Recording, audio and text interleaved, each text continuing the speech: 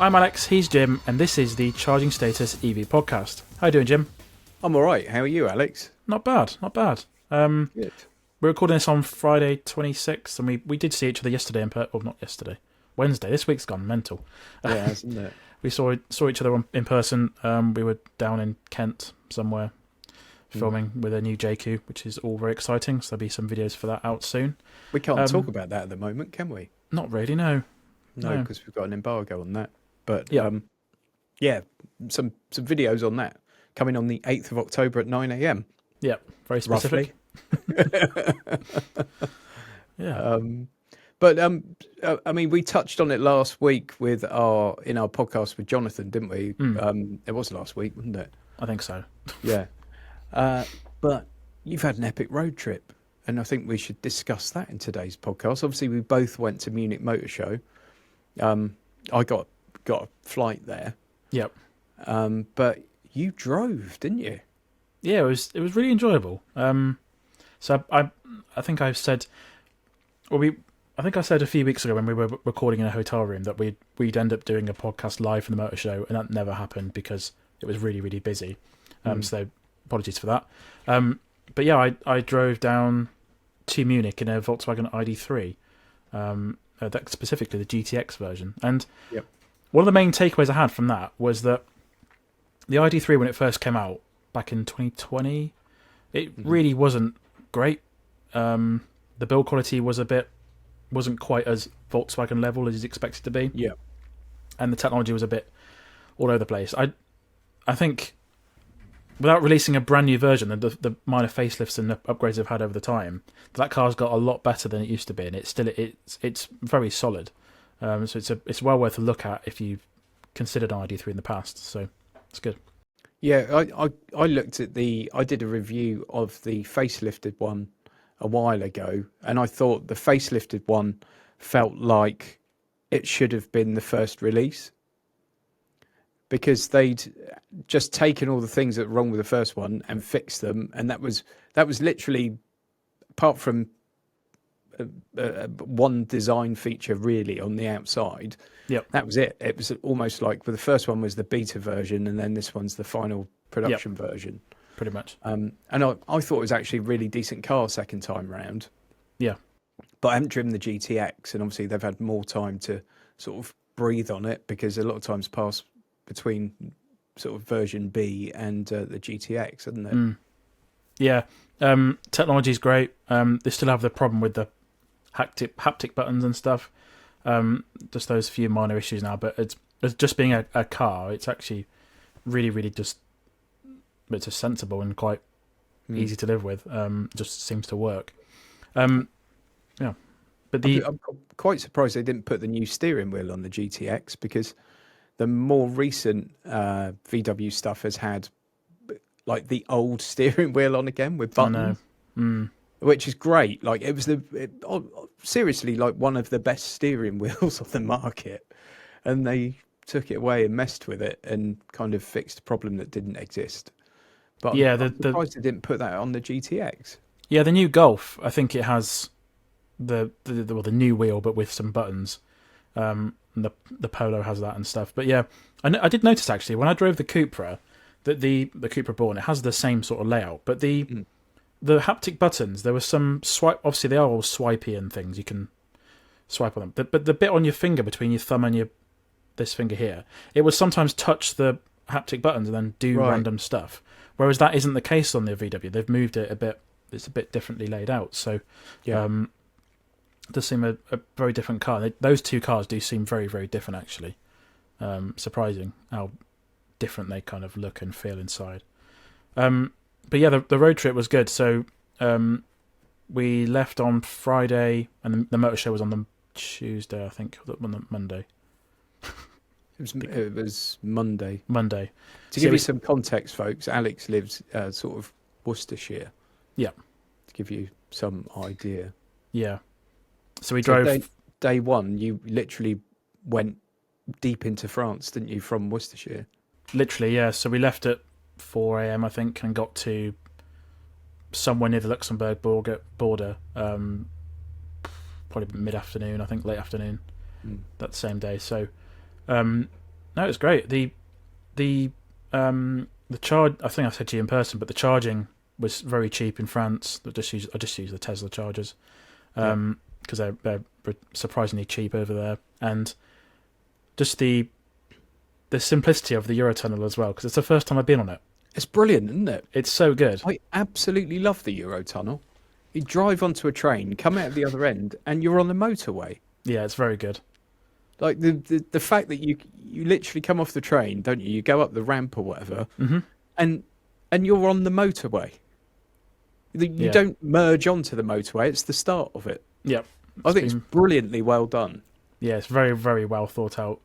And yeah, it's the first time I used it, and the flexibility of that. You're not having to rush around trying to make sure you arrive at a certain time. You can they give you a bit of leeway. So on the way back home, we arrived early, and we actually managed to get an earlier train. So you've got that sort of flexibility with it, and it's all very self-service and quite easy to use and very simple. So I like the fact that you clear border control of both of them, like within 10 feet of each other on the same side of the water, so to speak, as well, so that you don't have that faff when you get the other side. So you do it before you get on the train both times. It's quite amusing though, isn't it? Because it's like, hello mate, can I see your passport? And then you go to the next one and it's like, hello sir, can I have your passport? And you're like, well, we've just moved like 12 feet. I know regional accents can vary, but come on.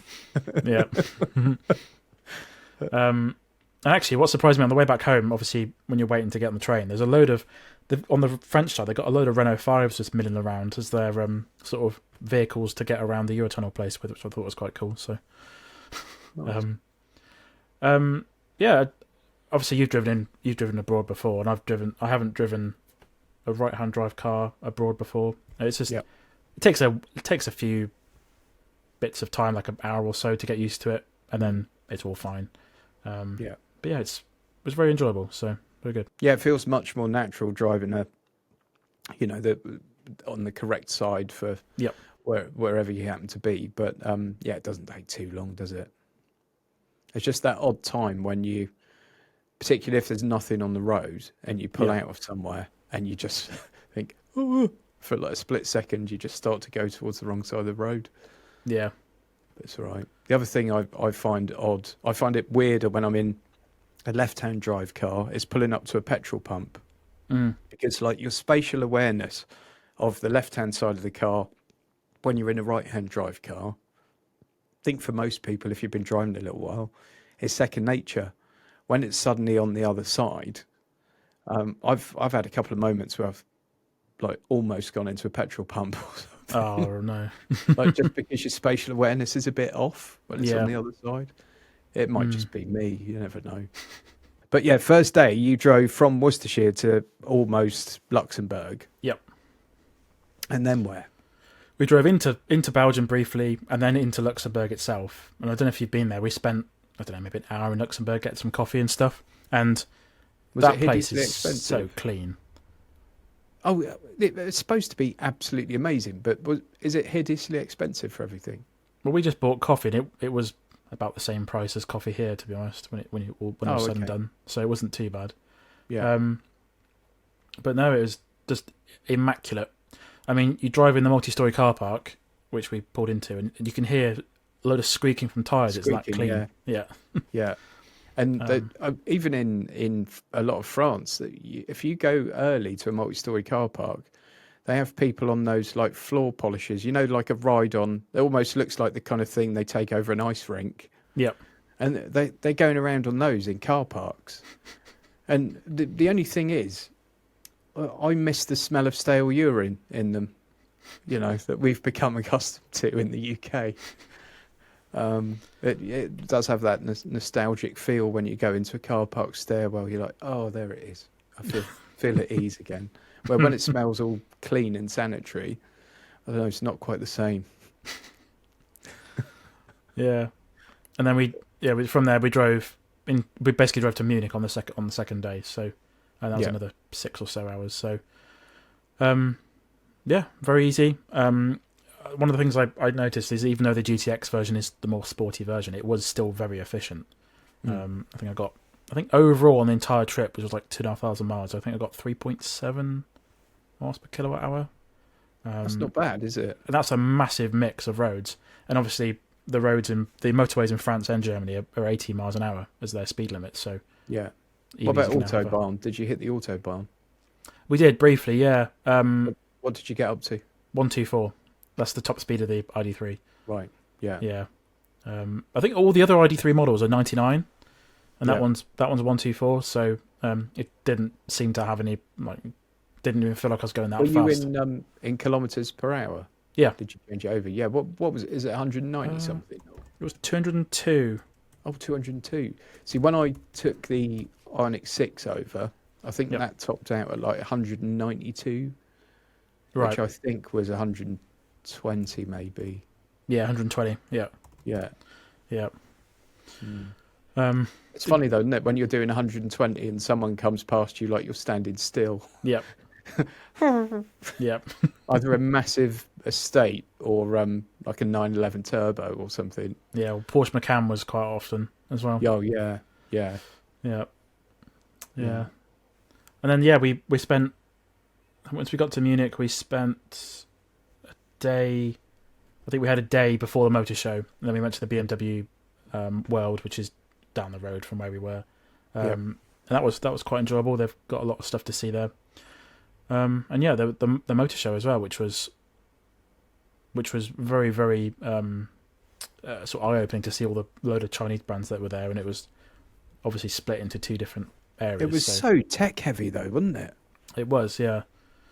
I don't think it came across in my video because I didn't film that much of it, but No. I would say it was 70 to 80% technology companies, wouldn't you?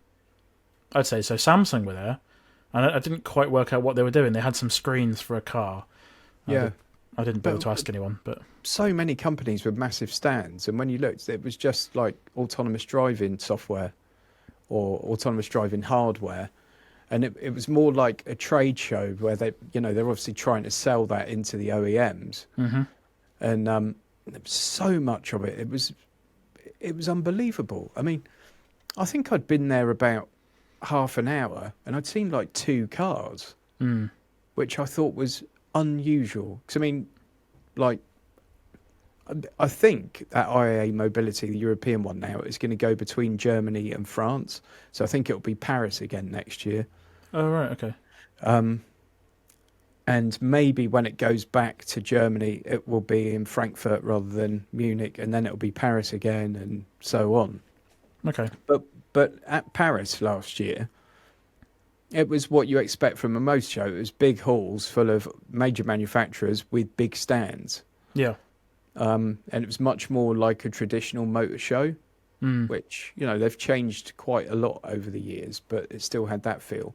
And Munich was just bizarre because you had like this big hall, massive hall, and it had a load of tech companies in it, and then VW basically got half the hall at the end. And then you go into the next one, and there's a load of tech companies, and then you've got BMW at the end of it. And I thought the communication was a bit poo as well, because obviously a lot of it is in the city and not in the convention centre. So me and Mark left early to go to visit the stuff in the city, and they were still building it. And then sort of roughly worked out that actually it was going to open tomorrow. And once we got there, of course, it was open to the general public as well. So it was I know you love when I say it about motor shows, but it was a bun fight. Yeah, that was. I think we went the day after. I think we went on the Tuesday afternoon actually, and had a walk around. It was very busy, in the bit in the town. So, yeah, it did seem a bit strange that I think there were 6 halls in the end. Yeah, and I think one of them was like a zombie apocalypse. There was no one there. Yeah, and then just some food and a few bits and pieces. It was really quiet. And then some halls were massively busy. You had BMW in one of them, so it was strange. I've not been to a motor show like that before. The only ones I've been to the commercial vehicle show, so very different kind of beast. But it was interesting. So nice to get a few things filmed. But yeah. You'll have to try and do Paris next year. Yeah, I think that's a good idea. Yeah, Yeah. if it is Paris next year when all's said and done. Hmm. Yeah, no, it is an experience and it's good to do. But I ended up working. I think I did 2 like 15-hour days just to get the content out, and obviously I was trying to. The first day I was trying to get round it as quickly as I could, get out of there, do the bit in the city, and then go and edit and put video together. So I ended up putting 2 videos together. Yep. And then I did a separate video on the Chang'an D-PAL, D-PAL SO5, which had a 160 litre frunk in it, by the way. Wow. I mean, like, I've owned cars with a smaller boot than that. Yeah. Probably my Up's got a smaller boot than that. That's crazy, isn't it? 160 litres. They had the SO7 as well, which they also had at the SMMT Drive Day the other day that you missed. Yeah. But I didn't get to drive it, unfortunately. Anyway, yeah, so I did that, and then Xpeng invited me onto their stand for a presentation and stuff, and to have a look at the new P7, Right. which looks incredible. And there's rumours of that being available for like 45 grand. Right. Yeah. And that's a car that I could see people choosing over a Tesla, maybe, if the numbers are to be believed. But then, it's like the Chinese CLTC figures and things, or whatever it is.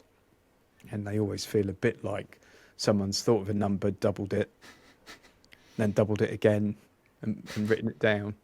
But I'll tell you what, that presentation from Xpeng was mind blowing. Like some of the technology and things that they're developing, and their autonomous driving system. They did a live stream in China where they basically took one of their cars and put it on a 12-hour autonomous drive in night and day conditions. Right. And they picked like really challenging, busy city areas, and then quite remote rural areas and stuff. And the whole thing live streamed online. Wow. And then they also showed that one of their customers, without their knowledge, had taken one to Hong Kong. And Hong Kong is, they drive on the left in Hong Kong, Yep. and they drive on the right in China. And they'd never tested it in a left-hand drive market. And it just worked. And basically, a guy had just literally put a GoPro in his car and did the autonomous drive there, and it worked. And some of the stuff they showed from the live stream was like someone just last minute just stepping out in front of a car and stuff, and like taxis pulling out. And you can imagine what the traffic's going to be like in a Chinese city, in the center of a Chinese city. And Yeah, you can imagine. yeah, it was very impressive. And they also showed that mothership with the flying car.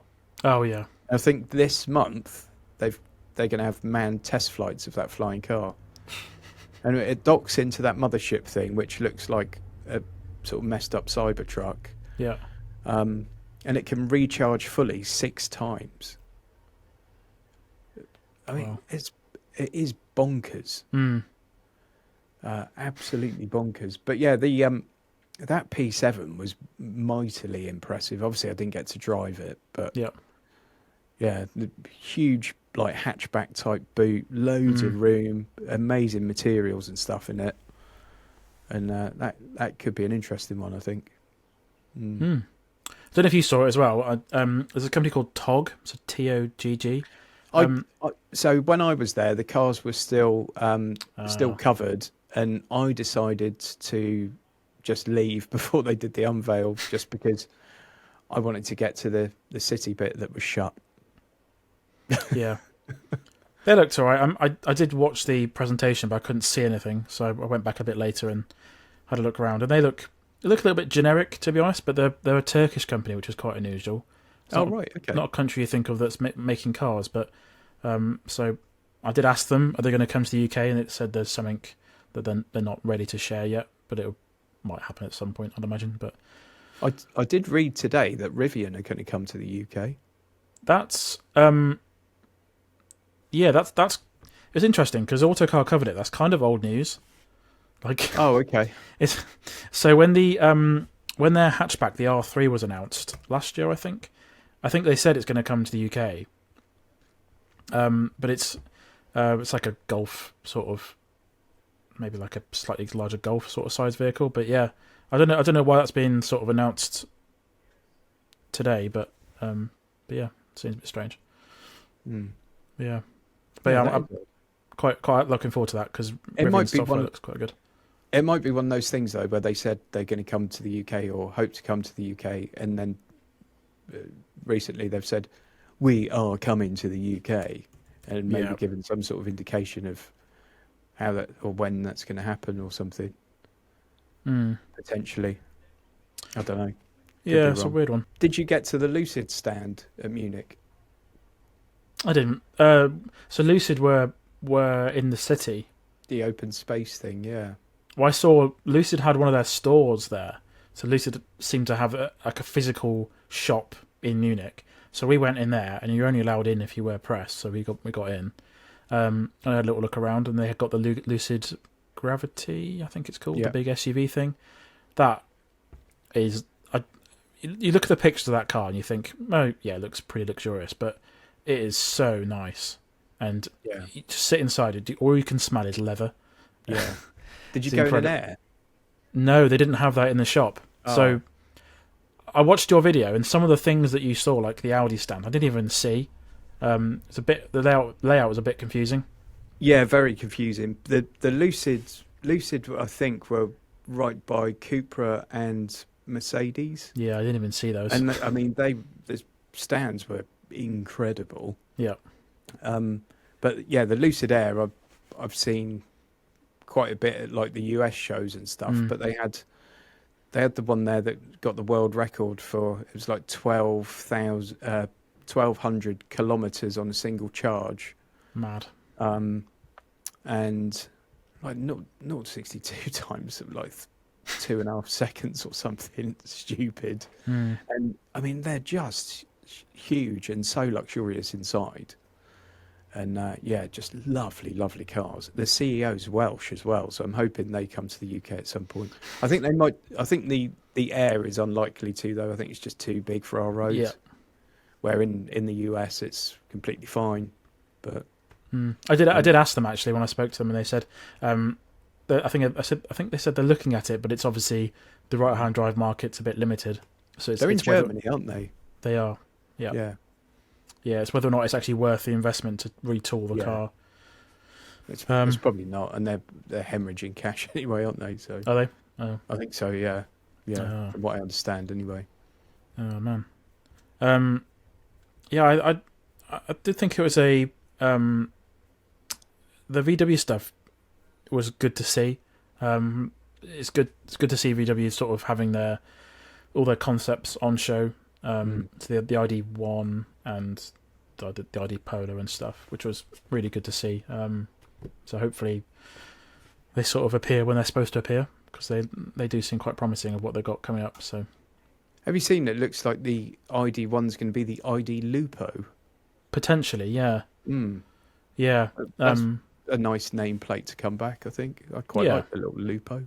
Yeah. I think obviously that became the Up, didn't it, really? Yeah. But, yeah. I think ID Up ! Might have too many sort of punctuation items for a patch. Yeah, so, possibly.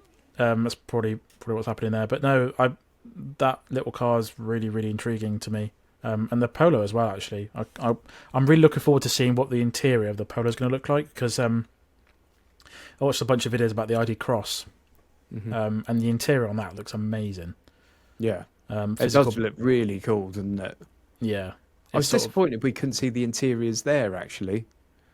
So I poked my head inside from the windows, and they just look like Polo Mark 7 interiors. Yeah. The current Polo, whatever generation that is. So it looks like just a mule that's put over an existing body, but strange. And the other thing I thought was strange on the VW stand is they didn't have any information on anything. No. The cars were just sitting there, and that's probably a deliberate thing. It's like the car will speak for itself. Yep. but I also think throw us a bone, you know, give us a bit of information. It's not a bad thing. No. Knowledge is power. Yeah. And then VW had some sort of press conference I watched briefly. They had I didn't realise they got their own charging network called ELI or EL. Oh, really? Yeah. And I kept seeing it on my map on my phone around Germany. And they announced something to do with that. I think bi-directional charging potentially. I didn't quite listen, but yeah. That was another Xpeng thing actually. They've got like an 850 kilowatt charging network in China. Jeez. Yeah, and they were talking about some stupid numbers on that for rollout. 850 kilowatt. Yeah. Of course we saw the iX3 as well. Yeah. Yeah. So when I went around BMW World, they had that in the foyer there. I had a little look around that. Didn't actually see the interior in person, just looked at the exterior. And yeah, it looks pretty good, I think. The interior is great. Is it? Yeah, did you go into the bit of the stand where they had like the huge interior? No. Oh, it was amazing. Oh. It was like the steering wheel. It was like basically the top of the steering wheel and the dash, but on a huge scale. So the steering wheel was probably like the half a steering wheel was probably like twice my height or something. Jeez. And then they had like a huge screen, which was like a mock-up of the new iDrive system and everything, and it was great. And then it's in my day one video actually. Okay. If you want to have a look at it. I'll have a look, yeah. And then I did have a poke around in the actual car as well, and it's really nice, and it's nice that they've kind of thrown out what they did before. I mean, the iDrive system still feels like an iDrive system, but in terms of the actual interior design, it's been like, forget about what we used to do. This is what we're going with, and it does feel like a marked difference. It's not like, well, they've changed that piano black for some soft touch stuff, and they've moved this back a bit and this over here. It's a completely different concept, and it's really well executed, I think. Yeah, it's good to see because their design's been a bit strange lately, so it's good to see sort of a refinement of what they're doing. Yeah, that's pretty good. And then that mini concept, whatever that was. I think it's more of Ex Machina. Yeah, like a design piece, isn't it? So yeah. Did you see all the like unfinished not carbon fiber, fiberglass on it? Yeah, very cool. Yeah, crazy though, wasn't it? It was like rough and everything. And... Yeah. No, it's interesting when they do that. Sort of, this is what like a design concept we're doing, but it's not actually going to make it to a real car, sort of thing. Yeah. I guess it gets loads of headlines. Yeah. But yeah, you do sort of think, how much does that cost and why? Yeah. Mercedes was interesting as well. I don't know how much of that you saw, but they had the AMG, the orange thing, X concept or something. Yeah, the orange thing. That made my special place feel funny. I really like the look of that. I thought it was great. Okay. Yeah. I couldn't get anywhere near the Mercedes stand, to be honest, in the halls anyway. There's so many people sort of crowding around the new GLC, I think it's called. And yeah, I don't know. It was mad. I don't know, some of the rest of their range leaves me a little bit cold. I don't know. The design doesn't particularly appeal to me, but their spicy stuff really does. Like that super high end stuff they do, I think they do phenomenally well, and I think it looks great. But the other stuff's a bit bland, I feel. Yeah, I can see that. I mean, interiors and stuff are gorgeous on a lot of them, and undoubtedly fantastic cars to drive. But some of the styling's a bit like that GLC everyone was all over, and I was like, looked alright, yeah. But yeah. Well, the only Mercedes I've driven are the vans, so yeah. Yep. There was a joy like years ago of I used to have to go over to Northern Ireland for work a lot, and quite often I'd arrive at the hire car place and I'd always order an automatic. Yeah. And and I knew that they had like a Corsa and a Golf, and then about 10 E-Class Mercs. Yeah. And 9 times out of 10, you ended up with the E-Class Merc. You order the Corsa and you get an E-Class Merc. And I mean, over there, they used at the time, every taxi seemed to be an E-Class Merc, but they're just such a lovely car to drive. And there's just something that gives you a little bit of a hug in a big Mercedes saloon that I miss greatly. I need an S-Class. It would suit me, I think, a man of my stature. Yeah. Well, we didn't see much of each other in Munich in the end, did we? We had like sort of grand plans of meeting up for something to eat and Never happened. Yeah. doing the podcast and all that, and we had a coffee together in the weird press room, didn't we? Yep. For 10 Very minutes. hot in there, but yeah. That was about it. Yeah. Yeah. And I did film you. You are in my video, and I didn't realise you were in it. I think you even give a little wave, but I pointed at you, so we saw you. We saw you running around doing your filming. I'm so surprised you didn't see me because you're so close. Well, crazy. and on the Lucid stand, I waited for this bloke to get out the back of the Lucid Air before I went in. And I got in and did that. And it was only when I was editing the video, I realised it was my mate Mark that I'd travelled there with and shared a room with. It's when I get in the zone, mate. Eye of the tiger. Yeah. You can't. Yeah, break I was that car that I waved at you from was the Volvo ES90. And for some reason there was these 3 blokes just sat in the car trying to get the one guy trying to get his phone connected to the software for ages. And I got in the car and just have a poke around before they got out. And it just stank of breath. Oh no.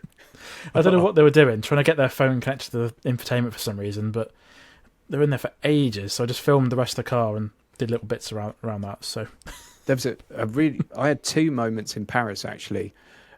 One of the cars I got into, and this is in no way any kind of regionalist or racial slur or anything like that.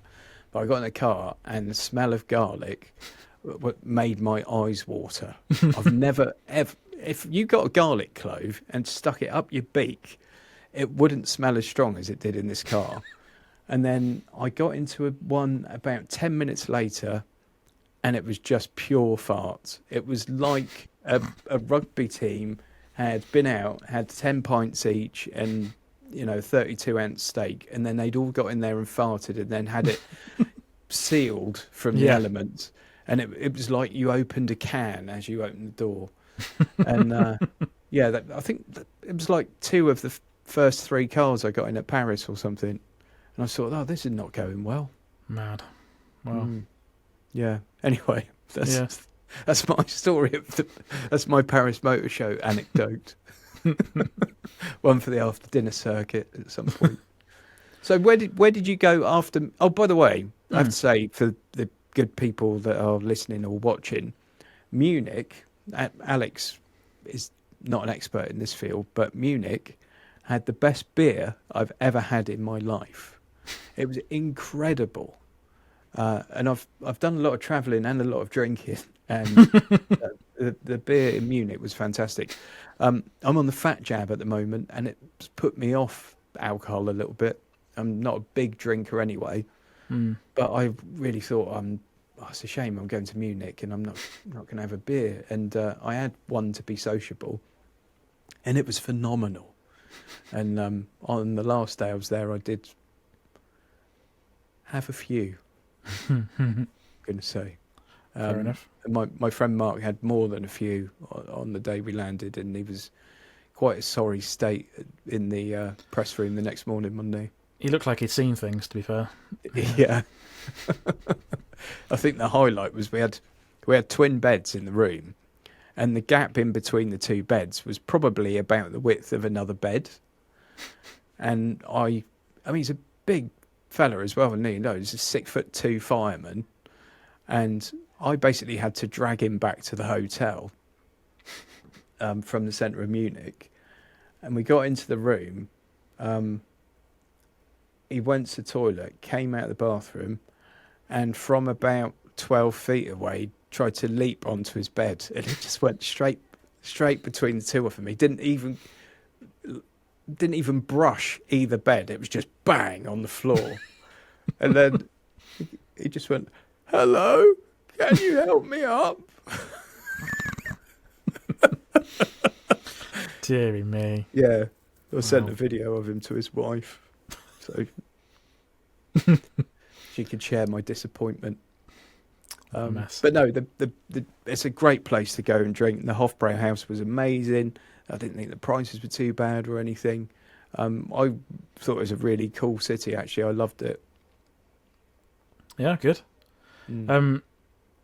Where did you go after Munich? Where was your next stop? So we stayed in Munich for, I think, another day, just to have a day either side of the motor show, just to sort of gather our thoughts again. We went to Austria. This is where the trip, we didn't quite plan it as well as I hoped. So the first bits, like, we ended up stopping in places a few along the way. But we went to Austria and then up to Prague, and we didn't even do anything cultural in those places because we didn't have enough time. So, but I've not done that kind of thing before, so it kind of makes sense. But we went to a hotel in Austria, stayed overnight. I think we went to IKEA the next day.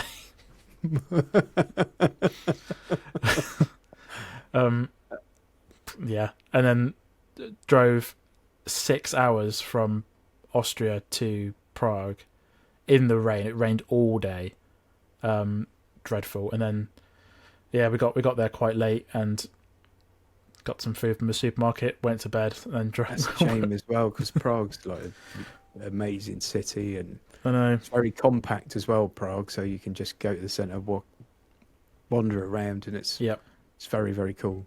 Yeah. You must return. We will do again. We know. Or just return, not even return.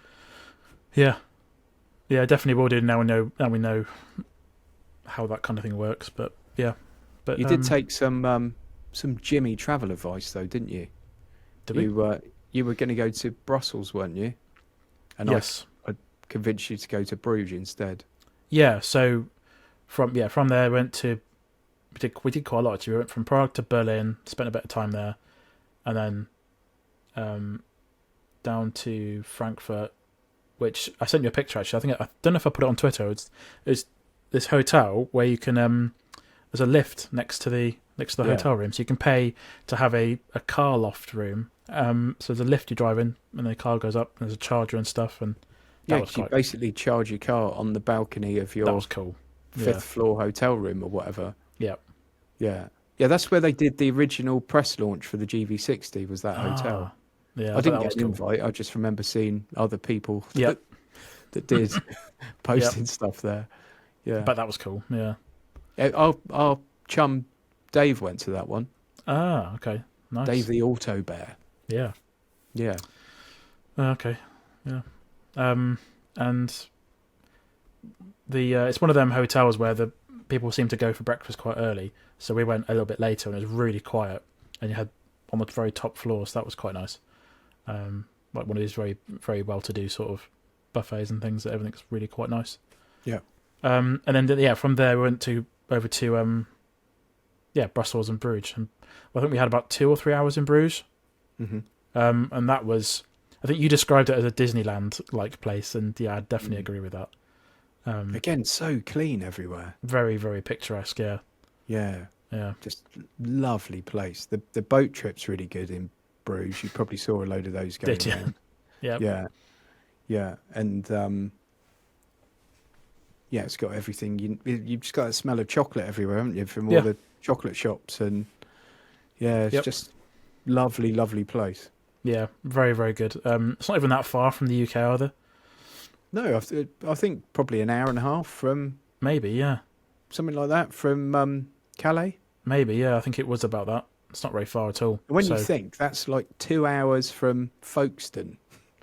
Yeah. Because the Eurotunnel's, what, half an hour? Half an hour, Yeah. So 2 hours away. Mad. When you're in Kent. Yep.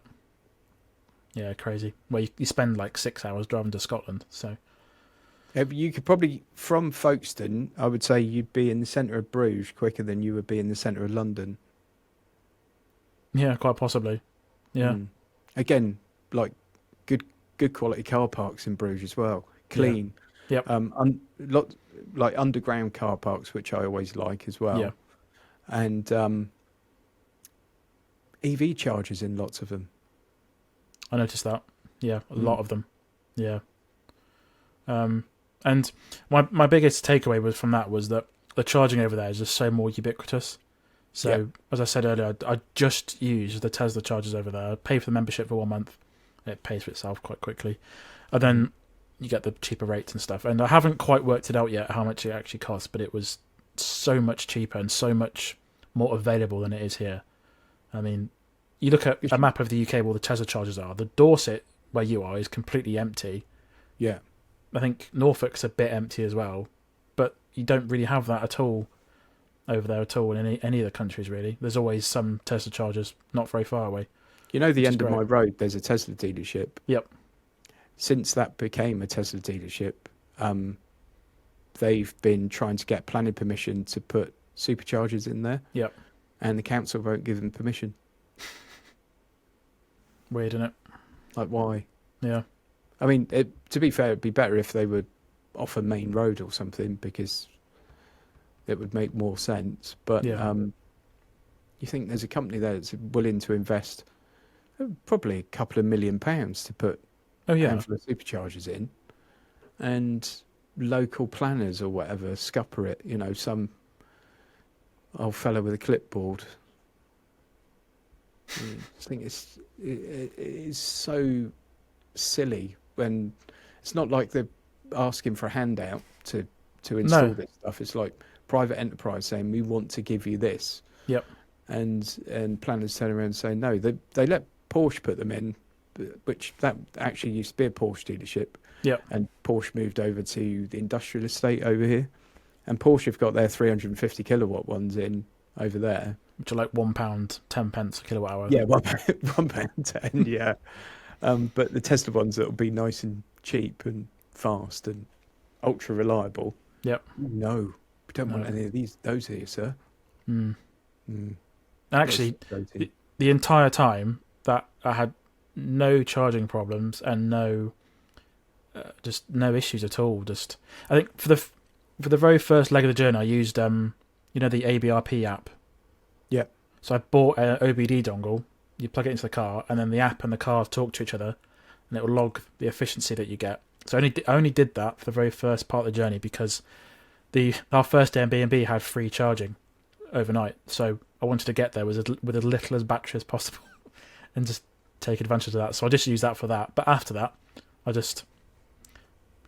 was no planning at all. Just we're going here. Oh, there's a charger there. We'll go there, and then that's it. Spend 10 minutes there. Job done. So very, very, very simple. You sent me a screenshot from one of the chargers, didn't you? A Tesla one, wasn't it like 24p a kilowatt, or it worked out at 22 or... pence, I think. Oh yeah. No, it was cents, wasn't it? Oh yeah. Yeah, but obviously converted down to 22 pence. I think 18 pence actually. I'm not sure. It was. Yeah, maybe 22 cents. Yes, I think it was. Yeah. Yeah. Yeah. It's crazy, isn't it? It was mad. Didn't Jonathan say last week that he thinks they're subsidised by the EU or something?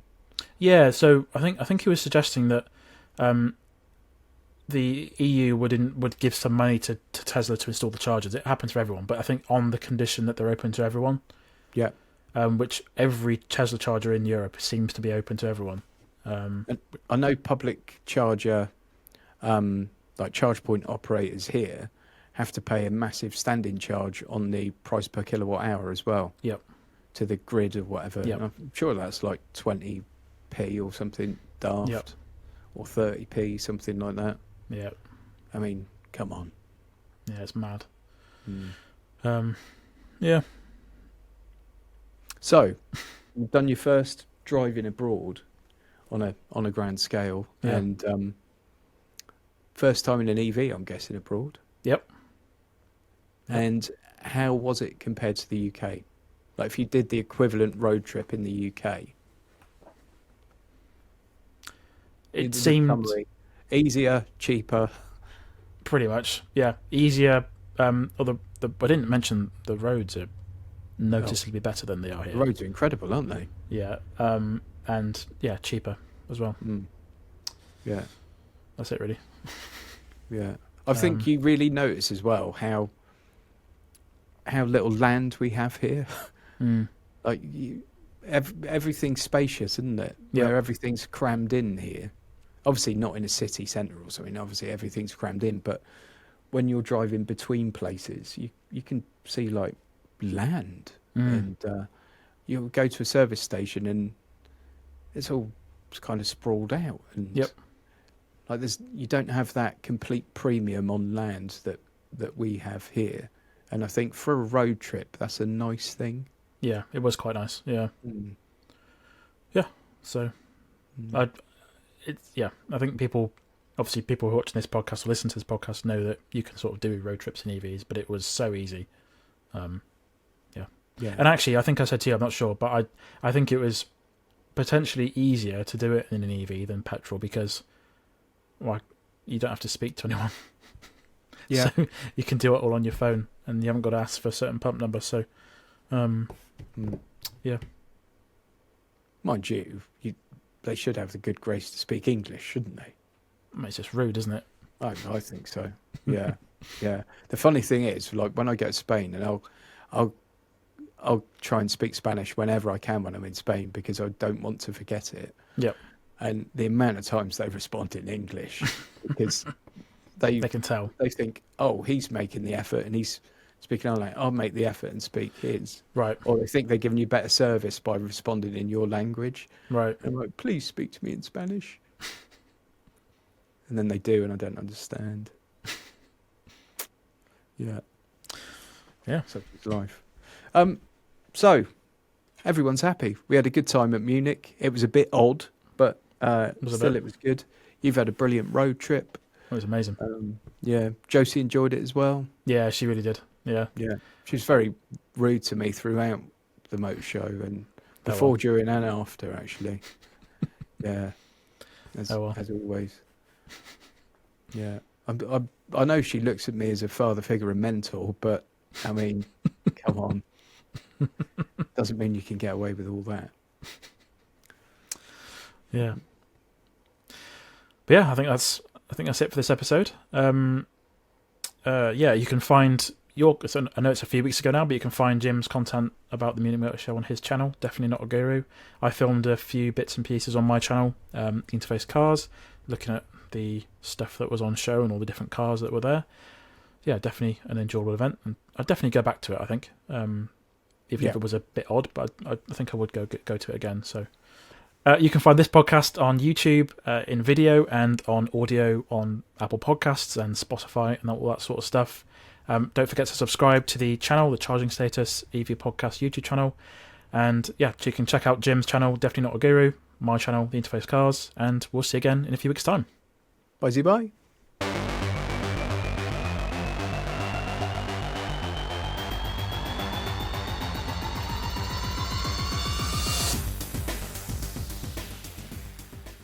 Hello, mate. Can I see your passport? And it was just pure farts.